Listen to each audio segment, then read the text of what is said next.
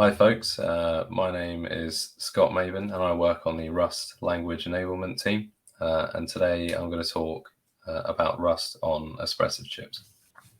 So what I'll cover today is what Rust is. I know many of you are probably unfamiliar with Rust, or you may have heard of it but you don't know why you want to use it, why we at Espressif are adopting Rust and starting to use it and support it. What you can do right now with Rust and Espressif chips, and what's the forward outlook with Rust and Espressif chips. So a background on Rust. Rust is a systems level programming language with the slogan fast, reliable, productive, pick 3. They actually sunsetted this slogan, but I like it too much, so I keep it in these slides. The 1.0 release was back in 2015, so it's relatively young, and it has a fairly rapid release cycle of once every 6 weeks. It was previously governed by Mozilla, but since I think about 2 years ago, it's been transitioned to the Rust Foundation. So why Rust? It compiles down to machine code just like C or C++, so it's very quick and efficient. There's no garbage collection. Memory is deallocated as it goes out of scope. This is obviously the case for the stack, but also heap memory is deallocated on drop, so there's no manual need to call free like you would in C or C++. It eliminates a whole class of memory and synchronization bugs at compile time using the type system and a number of subsystems within that. So Microsoft announced in 2019 that over 70% of their CVEs in the last 12 years were related to memory misuse. So you can see why Rust is very appealing to the likes of Microsoft and things like that, and companies like that. Package management is built into the language, and there's a tool called Cargo, which those of you are familiar with esp-idf component manager, it's like that, but obviously supports the entire language instead of just IDF components. And finally, it's a imperative language, but with strong functional elements. And if you ever look at any Rust code, you'll start to see that. So why Rust at Espressif? We see it as an emerging language in the embedded and tooling space. So for example, the IDF installer for Windows is written in Rust. So we're not just thinking about it in the embedded context, but also tooling. We expect to be able to write new parts of esp-idf in Rust, and we also expect to be able to rewrite certain parts of esp-idf which are a bit tricky to maintain in C, particularly some parsing code. Rust has a diverse and large open source ecosystem, and this ties in with package management because it's extremely easy to grab packages from the community. So why Rust for embedded? Obviously, memory safety is an important thing in any application, but memory safety is even more important in embedded systems. On a desktop, the worst case is usually you're going to crash the application, you'll get a seg fault, and the MMU will protect you in that sense, so it won't crash the kernel or anything. But in embedded systems, this is generally different, and you're probably going to end up rebooting the chip if you do like a null pointer dereference or something like that. So Rust's compile time elimination of those bugs is extremely helpful. There's native async support inside the language, and when I say native, I mean it's part of the language. It's not a add-on, and I'll go into a bit more detail about that later. Rust made the active decision to split the core library from the standard library, and the core library is essentially a freestanding library that describes anything that has it makes no assumptions about the environment it's operating in. So it doesn't assume threads, it doesn't assume you can allocate, it doesn't assume there's networking. that's where the standard library comes in. It makes those assumptions and builds on top of the core library. This means it's easy to create targets that just target the core library, and then in the situation where you have threads, mutexes, etc., you can then target the standard library. Again, package management is very useful. So we have ecosystem-wide interface crates like embedded HAL, and this describes how certain embedded interfaces like SPI, serial, GPIO pins should interact. What that means is drivers and HAL implementers can depend on embedded HAL, and that essentially forms a contract as to how the interfaces work. And what that means is you can then mix and match any HAL, so basically any chip that implements embedded HAL, with any driver, so temperature sensor, a accelerometer, anything like that, and it just basically works, which is really nice. And usually in C or C++, you would need to have some glue code that every driver would have a slightly different way of setting up this glue code. So it's nice that it is done for you. There are also some other crates like Heapless, which is a non-allocating data structure crate. I know it's a bit of a rite of passage when you start an embedded C project, you write a queue because you obviously need one.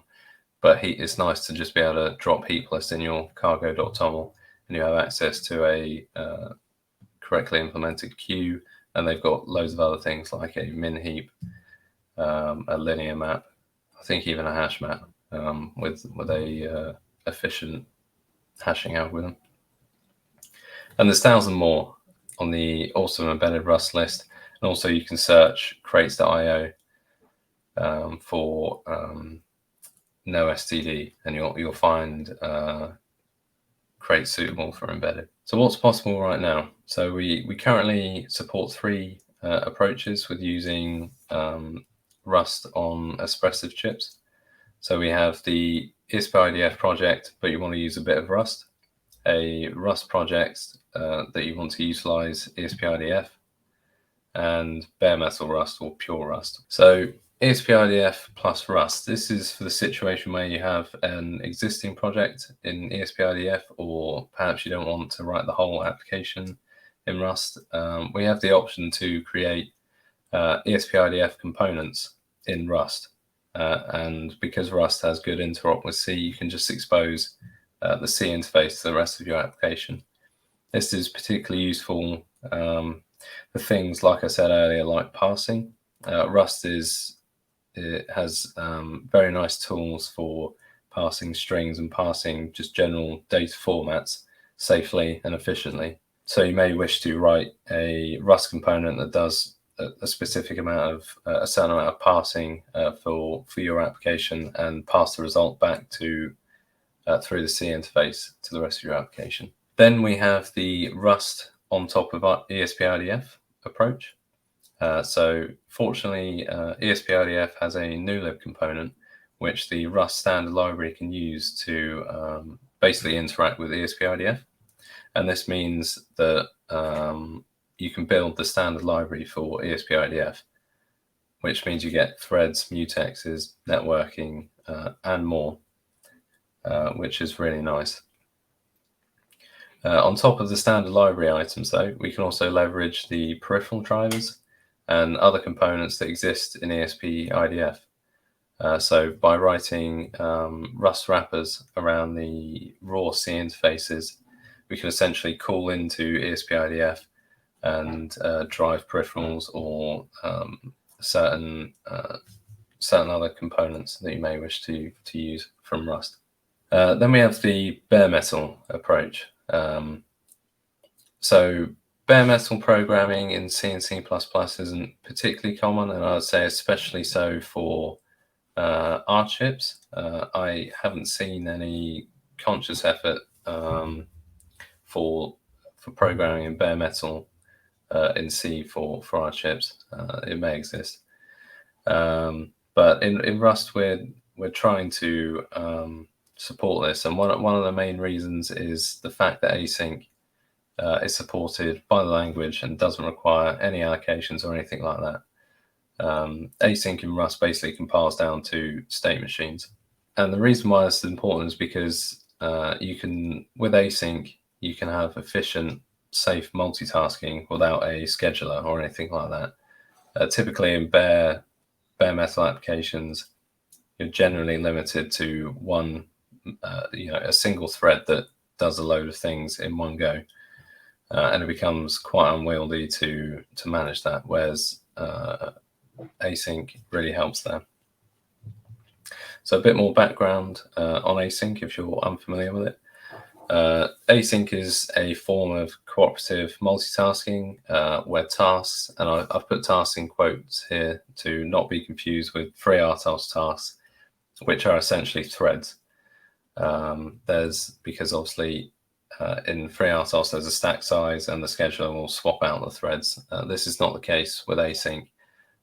When async tasks get to a certain point, they will say, come back later, I'm doing something that's going to take a while. And they manually yield the processing time to something else that may be able to continue. Or in the case of some of the embedded executors that exist in Rust, if there's nothing to do, you can just put the chip to sleep until an event wakes it back up, which is really quite nice. So async in Rust adds two new keywords. The async and await keyword, where async defines a block or a function to be asynchronous, and await defines yield points within that function or block. And so here we have the example, asynchronously writing a message to a UART here. So the yield points are wherever you see a dot await. So in this instance, you would set up the message, queue the bytes to be written to the UART, and then await. And behind the scenes, what this will do is, queue up either a DMA or shove it in the FIFO and wait on an interrupt. And then during that time, the executor can go back and try and do something else until this is woken up. And then obviously the next line, and then another yield point there. So what async is not, I've seen a common misconception when developing an application that is either blocking or async. I don't think this is the case. I think async and blocking can and should be used in conjunction with each other when you can. It's perfectly valid to have a fully async application or a fully blocking application, but mixing the two together can yield some really cool results. So an example of that would be async in an RTOS environment. You may think when you have threads, async may seem redundant because threads are your concurrency model, but it can be used to reduce your memory usage through stack sizes and sometimes even power usage. If you know that you've got nothing to do, the scheduler can put the chip to sleep. So take an application that has one heavy computation task and three smaller IO bound tasks. In a traditional thread-only based model, this could use up to 4 threads with varying stack spaces. Combining the async and blocking approach, however, you could reduce this to just 2 threads, one for the heavy computation that you don't wish to be interrupted very often, and another which asynchronously multiplexes the other 3 IO bound tasks. So what you may find is you've probably written something like this asynchronous multiplex task, where you just have a util task that checks 3 or 4 different things, as opposed to them being separate tasks in the sake of saving stack space.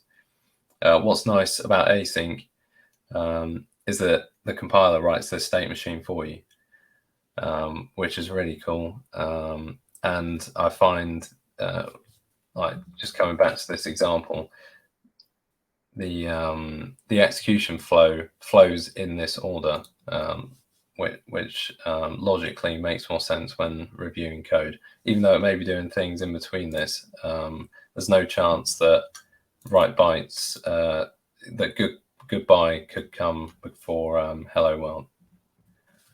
So onto chip support.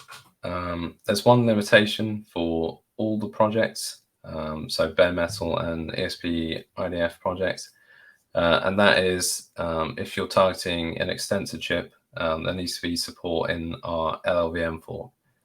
And because of our LLVM fork, we also have a forked Rust compiler. So if you're targeting extensor, which is the ESP32, ESP8266, the S2 and the S3, you'll need a forked Rust compiler. Fortunately, all of our extensor-based chips are already supported in our forked LLVM. So it's just a case of downloading the other compiler. But as new chips come, they'll need to be supported in there too. Our RISC-V based chips are already supported upstream in LLVM, so there's no need to worry about them. So chip support for the standard library or esp-idf approach.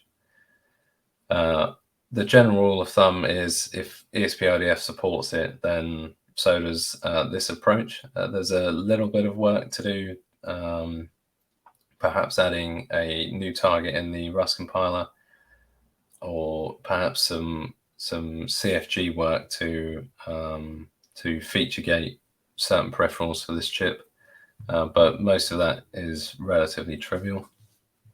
So support comes very quickly to standard library or component-based projects. Bare metal's a little bit different. I wouldn't say it was slow, but there's a few extra steps. So obviously one is we now have to write the drivers in Rust. We can't just use the esp-idf implementation.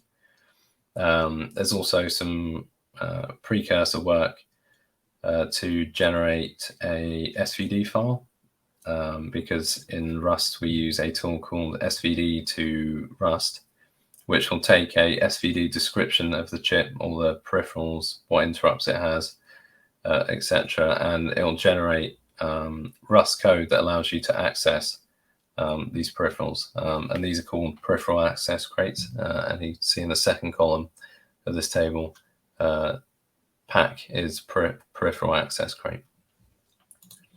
As you can see from that table, we already support all the chips except for the C2 and the H2. I know for a fact the C2 is being worked on right now, and I believe we have some level of support for it, but it's not been merged yet. So the general rule of thumb is that bare metal will take a little bit more time to support a chip, but in my experience, it's not been that long. So hopefully by this point, you're excited by Rust. Yeah, so I'd like to talk about what we want to do next. So we'd like to upstream our LLVM extensor backend. This will make things simpler for everyone, including ourselves. So we've had the patches in review for a few years, but we're making a really strong effort right now to try and get some more coverage on that. And once it's upstreamed in LLVM, we can then upstream our Rust patches, which will be nice. We've already actually upstreamed our RISC-V based patches because RISC-V is already supported in upstream Rust. So it's just the extensor stuff to do. We'd like to provide Rust bindings for existing components. So we have bindings for most of the core components that actually live in the esp-idf repo on GitHub.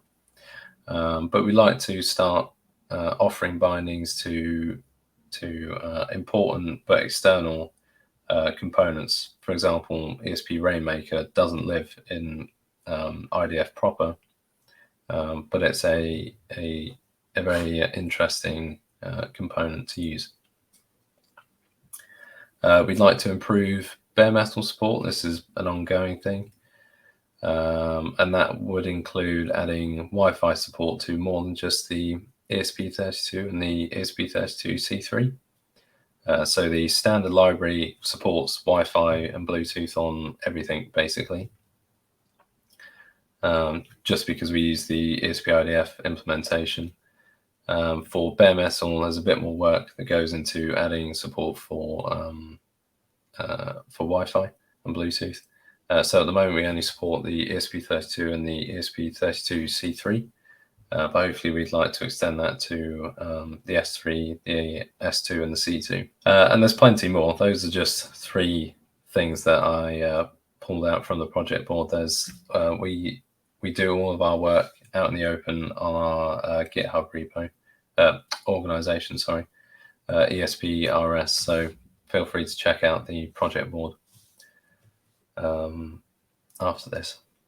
So hopefully you're excited by Rust and you may want to try using some Rust on our chips. We actually have some free training available. So we contracted a company called Ferrous Systems to write some training on using the Rust standard library approach to create a Rust project using I believe an ESP32C3, but it should work for all of our chips with a bit of tweaking. And there's a workshop available. It's all online, and yeah, it's really cool. So if you're interested even a little bit in Rust, I would definitely check that out.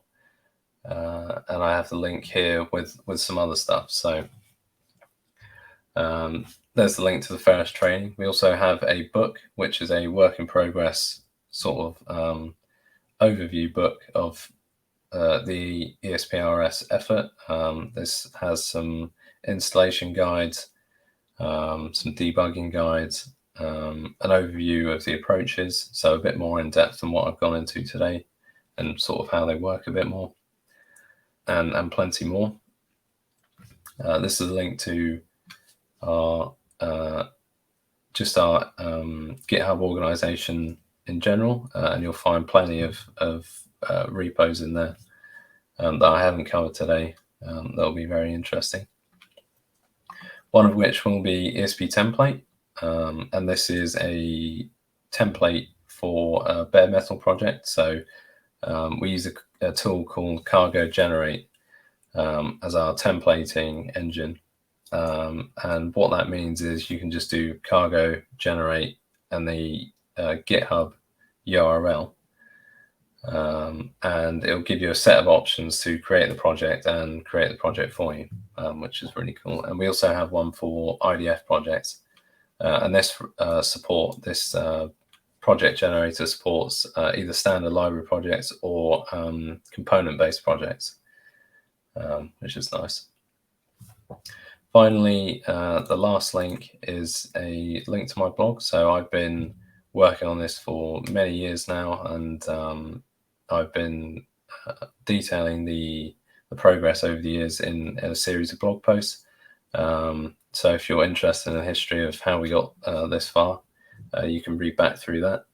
I also post an update every quarter detailing the progress over the last quarter. So if you want to keep up to date, feel free to follow that. But yeah, I think that's me done for today. Thanks for listening.